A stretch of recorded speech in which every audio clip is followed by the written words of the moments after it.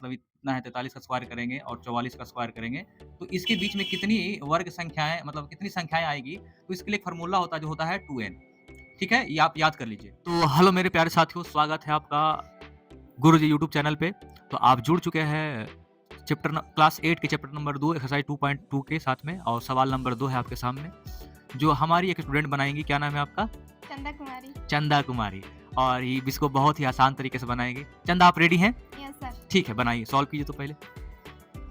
डरना बिल्कुल भी नहीं चंदा, आराम-आराम से जैसे कॉपी बना रहे हैं ना आप, वैसे ही सोचिए कि कॉपी भी बना रहे हैं आप। ठीक है? चलिए सॉल्व कीजिए। हम अभी 2.2 के दूसरा के पहला सवाल बना रहे हैं। बहुत बढ़िया। 43 और 44 के वर्ग के बीच कितनी संख्या हमको बताना है। इसका एक स्क्वायर होता है। इसका एक फ़ॉर्मूला होता है जो लिख के बताइए। हाँ। इसका एक फ़ॉर्मूला होता है जो होता है 2n। ठीक है, बहुत बढ़िया। आगे चलिए।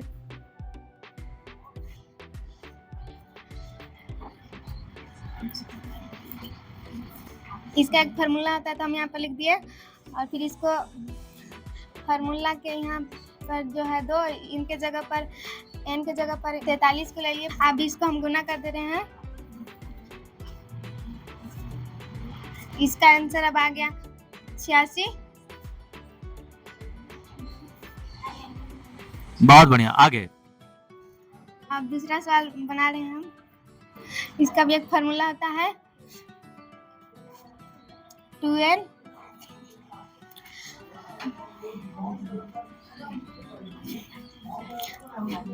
अब हम इसको गुना करेंगे।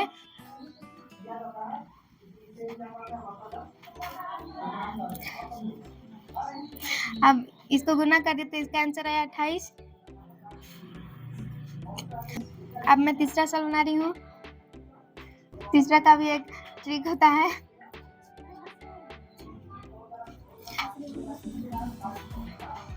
अब इसको भी हम गुना करेंगे।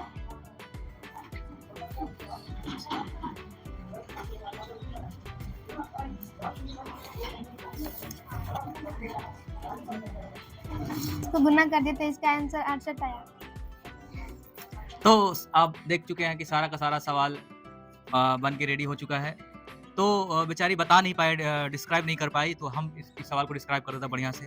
जैसे कि आप देख रहे हैं कि वर्गों के बीच की संख्याएँ कितनी हो सकती है, 2 संख्याएँ। अगर इसको हम वर्ग करेंगे, जैसे कहने का मतलब इतना है 43 का स्क्वायर करेंगे और 44 का स्क्वायर करेंगे, तो इसके बीच में कितनी वर्ग संख्याएँ मतलब कितनी संख्याएँ आएगी, तो इसके लिए एक फ़ॉर्मूला होता है जो होता है 2n। ठीक है? ये आप याद कर लीजिए।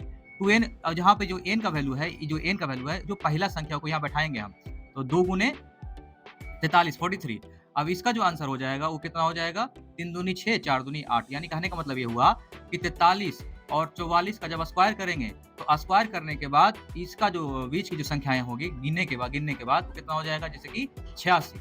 फॉर एग्ज़ाम्पल कहने का मतलब ये है कि 5 और 6 के वर्गों के बीच की संख्या कितनी हो जाएगी? तो यहाँ पे कर सकते हैं, कितना हो जाएगा ये? 25। ये कितना हो जाएगा? 36। ठीक है? तो 36, 25 के बाद देखिए कितना संख्या होता है, और इसको डायरेक्ट सॉल्व करने का तरीका ये है कि 2n बैठा दीजिए डायरेक्ट, और n का वैल्यू कितना बैठा दिए यहाँ?